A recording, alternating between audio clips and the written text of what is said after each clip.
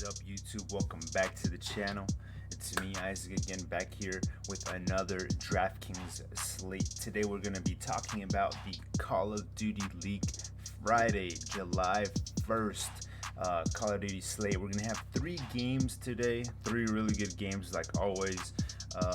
These matchmakers or these matches have been really nice recently, so definitely we're going to see a lot of action. If you're just tuning into this channel, I cover esports betting topics, specifically Call of Duty right now as I'm developing this channel, but I have plans on developing to other esports like Halo and Valorant and Rainbow Six and all the such. So stay tuned. If you like the content, if you play DraftKings, plan on expanding to Prize Picks here in the near future. And with that being said, let's go over the matches that we're going to be having later today. We're going to be seeing Toronto Ultra versus the Atlanta FaZe. It's going to be a really good one. We're going to have the London Royal Ravens going against Minnesota Rocker. And we're also going to be having the Boston Breach against the Seattle Surge. So 3 really good matches. I'm going to go over my favorite picks for each one today. And whatever you feel is a good pick as well, leave it down in the comments, and I'd be looking forward to seeing that too. So with that being said, let's look into the first game, which is Toronto versus Atlanta. So for this next matchup, as we can see here, Atlanta FaZe is coming off of a loss, just like Toronto is. However, Atlanta is favored at a minus 240. Toronto's at a plus 180 on the Vegas lines. Both of these teams are very, very dominant teams, and I'm surprised they're both coming off of losses to the teams that they have. Atlanta FaZe lost a close barn burner 3-2 against LA Thieves. Toronto Ultra has 2 in a row losses. The last one was against London 3-1. So that's pretty odd for Toronto. They're a really good team, but they're just in a little slump as of now. Atlanta as well, just off of a second loss. These players in this matchup here today, I can tell are going to be some of the most expensive ones. As you can see here, for the flex position, we have Bance, Kleenex at the bottom, 6,800. Arcity, 7,200, where he usually lives. I do feel like Cammy is in a good spot here as well as 6,800. Obviously Simp is going to be the most expensive at 10-2. Simp, let's look at his fantasy log from last match. Even though he lost against LA Thieves, he posted 119. And that was obviously in 5 games, right? Whenever they only get 3 games in a sweep, he gets more, obviously because of the bonuses. But in this specific matchup, honestly, I feel like it's a closer match than the Vegas odds would suggest, just because both of them are coming off of losses. But I do have a nice little inclination to FaZe. I just feel like they're going to pull out a win, whether it be Game 5 or Game 4. I just have more confidence in the FaZe squad. If I'm looking at FaZe right now, I'm looking at Arcity's at 7,200. I do feel like FaZe is able to 3-0 Ultra, as crazy as that sounds. I do think that if London beat Ultra like that, FaZe shouldn't have a problem of 3-0ing them, right? Now, obviously, if they don't get a 3-0, Arcity's isn't going to be too important in your lineup unless he absolutely gets more than like 50 kills, or he gets like 70 kills, as we can see here. Whenever he gets like 70 kills, or maybe not in this case, he just needs to really pour up the kills and not get too many deaths, and then he'll be straight. But Arcities hasn't really been making part of like winning lineups as of recent, so I don't know. I still think he's a good play. Obviously, Celium, BZ. I'd probably go for Celium and Arcities since they're the both cheapest, and I feel like Celium has a lot of consistency. BZ has been rather inconsistent in some points. He hasn't been too much in the past, but he's only been barely scraping upwards of 100 fantasy points for his, pretty much expensive salary. He was 8,000 last matchup, so he met that value at 102 fantasy points. But at 9,400, I really hope he can have a really good game against Toronto, so he can meet that value. On the other side, I would say that Kleenex is obviously the value here at 6,800. Kleenex is probably the one player in this squad, Toronto, that has really been over achieving and producing a lot of value and meeting his value consistently. Other than Cammy, I feel like Cammy and Kleenex are a good pivotal, contrarian play here against FaZe. As you can see here, Cammy as well, very consistent with all his fantasy points. 115, 80, 144, 112. Really good, solid plays. Obviously, he's like expensive as heck. But now that they dropped them 10,000, they dropped them 2,000 points, $2,000 or 1,000. Yeah, they dropped them about $2,000. So it's a very, very, very risky play, but I'd say it's probably gonna pay off if Toronto wins, whether it be a sweep or a 3-2 or a whatever, right?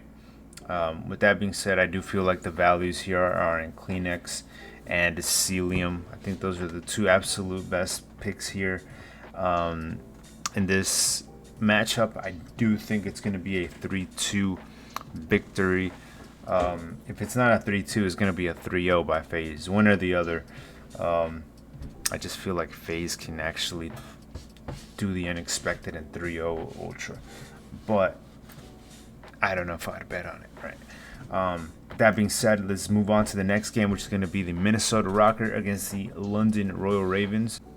So for this next matchup, we probably have an angry Minnesota Rocker team who got absolutely destroyed by Florida and their former player, Major Maniac, who, if you guys keep up with Call of Duty, know that they dropped him for Havok, and there was some drama going on there. But nevertheless, he came back and he destroyed them.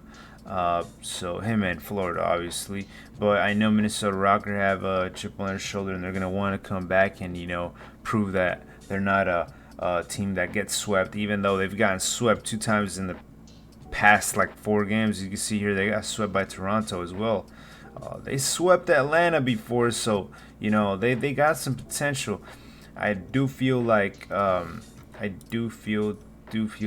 like Havok is a good play here, just because he meets a lot of his value. As you can see here, his fantasy log does not lie. This guy has never gotten less than 80 fantasy points, and his top is 151 fantasy points, and he did that against Boston. This guy's kills are through the roof most of the time, as you guys can see here, 91, 100, 100.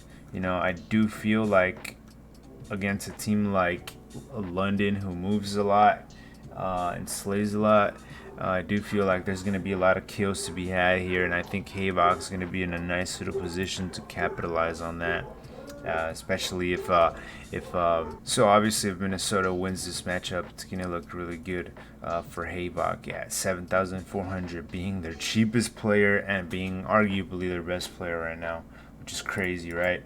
I don't know how that happens. I know he's been a little bit more consistent than Standy, and Standy is the most expensive one in the slate. Oh, not the slate, but the team at 9,600. I feel more comfortable paying 9,600 for Havok than I do for Standy at this point in the season right now. That's saying a lot. So I'd say Havok is a lock if you're targeting this game, in my opinion, because even in a loss, if it goes 3-2, he's pretty much going to have 100 fantasy points. That's pretty much how I see it happening. Afro at 6,400 is absolutely disrespectful. He hasn't been logging too many fantasy points, but as you can see here, in a match that he won last matchup, he didn't do too good. He got 88 fantasy points, but you know, that is a rarity where he doesn't meet his expectation of 100 fantasy points in a win. I do think that at 6,400, if London Royal Ravens even even remotely look like what they did last series against Toronto, they're gonna pretty much beat Rocker, and Afro's gonna have a really good day. And with that being said, I feel like Afro is just probably the best value in London, other than Gizmo at 6,200. I know Gizmo just came back.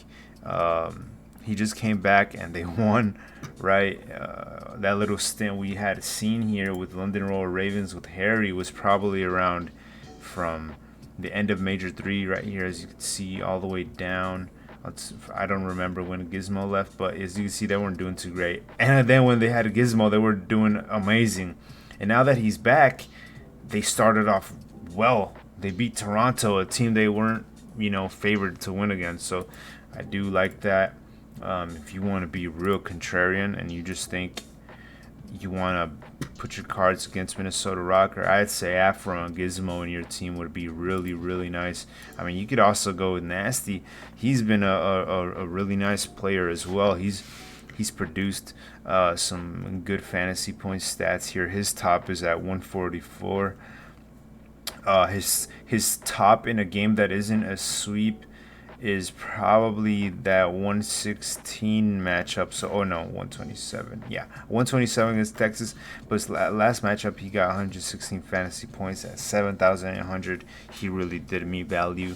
And at 7,000, he's really at a decent value. Now, most prices drop for all players in London just because they're going against Minnesota. Now, I don't know who's better, Minnesota or Toronto.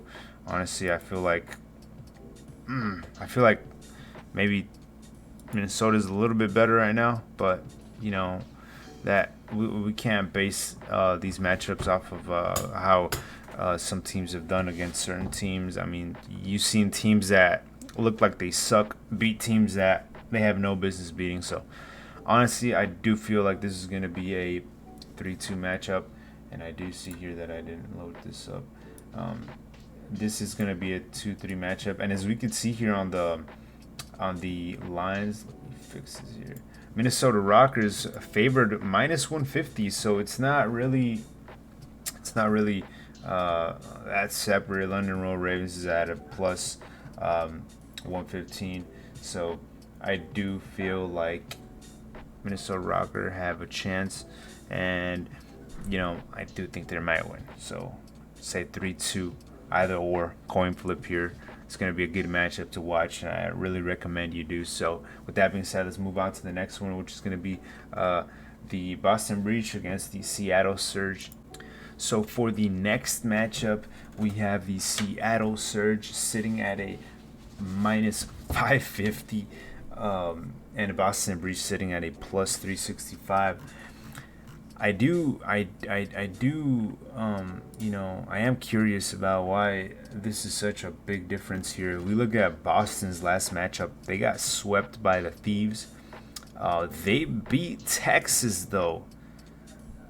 However, before that, before they got Vivid, they lost pretty much all of their matchups. They were doing bad. They got swept by Atlanta. They got swept by the Thieves. They lost to Florida. They got swept by Minnesota, and that's when they changed it up and kept Seidel out and brought Vivid in. Now they beat Texas. They got swept by the Thieves, but I don't know if this should be that big of a difference. Not saying that Seattle's not gonna win. I'm just saying I don't think that should be that big of a difference. Now, if we look at Seattle here, Seattle is in an unbelievable tear. I'm sorry I even said that. I completely forgot. They're on like a freaking 1, 2, 3, 4, 5, 6, 7, 8 game winning spree. So okay, minus 550 seems more reasonable now. I didn't know they had this many matches not lost yet. So yeah, definitely Boston poses a threat here for the Surge. I do think that if there's any team that can probably come up from behind and win the match, probably be Boston. I do feel obviously Seattle surges in form right now, so I'm curious to see the prices for both of these teams. If we look down here, Sib obviously 10,400, Pred 9,900, Mac 8,600, and we have accuracy down at 7,800. Which at 7,800, man, I don't know if well, accuracy's been meeting a lot of his value for his price recently, actually, but I'm scared of that because at 7,800, that's asking to pay a little bit more. But you can be contrarian and pick him. He usually doesn't get a lot of kills. I mean, well, yeah, he kind of does, but honestly, every time I've rostered accuracy, he's burned me. So I guess I just have a bad bias. But he does look to be having a good season so far here with Seattle. I do feel like he's going to be the value play. Mac at 8,600 has been consistent for the past 4 games as well. More than 100 fantasy points in each, and he stayed relatively stable at 8,000 fantasy points. Really good play here at 7,000. He was an absolute value play here. He got 444 fantasy points. I mean, they all look good. It's really hard to choose who the value pick is. I mean, 9,800 for Pred when he's putting 148 fantasy points. It's kind of hard to look away from these players, but it's just about the key about these plays is you don't want to always play all of these unless you just want to bet on a 3-0 again. You got to really base these plays off of the other plays that you have for other matches, because obviously if you roster Sid, Pred, and Mac, you're not going to have any money, for any other player. So you got to be real careful with that. You just got to pick and choose. I would say that accuracy and Pred are some of my favorites. Sib is just incredible. As you can see, Sib always meets his value for the most part. Every time he's sitting at 10,000 fantasy points, he always, for some reason, always meets value. So I do think that Sib and accuracy are probably going to be my favorites. Man, you could go with the Pred or Mac or Sib or Pred stack, or maybe if you're crazy, you could go with the accuracy Sib Mac stack. You could really go crazy with this, but I do think this is going to be a 3-1 victory for the Seattle Surge. Those lines are crazy. Hopefully we don't see a crazy upset, but on the Boston side, Vivid is definitely, I'm going to go out on a limb and say Vivid is the one you want to get. Just because even though he hasn't posted 100 fantasy points yet, he's bound to do so at some point. And he might do it against the team that nobody expects them to win against. And that's just the law of life here in DFS or in any sport, really. Whenever you have a team backed up against the wall and nobody thinks they're going to win and nobody thinks they have a shot, that's when players like Vivid, who are like some of the cheapest in the slate, go off and meet their value and make the game closer than what most people thought it was going to be, right? So I do think that Vivid is a good play here. Methods at 7,600. There's a lot of other players at 7,600 I would rather roster than Zinni at that price. He's a good player, but he just hasn't been producing that well. TJ Halley at 6,200 is I don't know. I honestly only like Vivid in this team right now.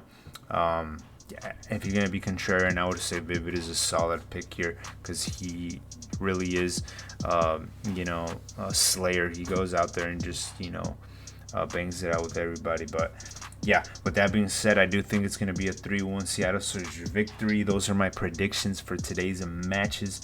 And if you like the content, if you like esports betting, you know where to find me. Feel free to come back, tune in, and comment your favorite picks for the day. And with that being said, I'll see you guys in the next video.